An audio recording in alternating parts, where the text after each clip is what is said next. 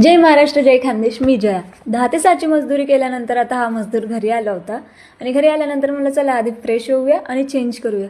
नंतर मला आठवलं की अरे आज तर मेरा मिशो का पार्सल आया है. पार्सल ओपन केल्याशिवाय काय माझी दुसरी कामात चित्त लागणार नाही. मी नवरात्रीसाठी काय आउटफिट मागवले होते तेच पार्सल ओपन करत होती. नंतर मला आठवलं भाई अपनी पेट पूजा भी तो बाकी आहे, काही बनाने वाला तो है नाही. मग मी छानशी अशी कोथिंबीरचे थेपले बनवायला घेतले.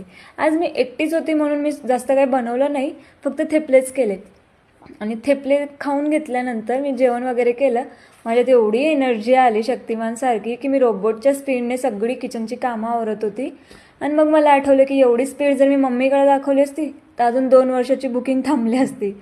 मग मी माझी किचनची कामं आवरल्यानंतर आपली झोपण्याची सोय करत होती.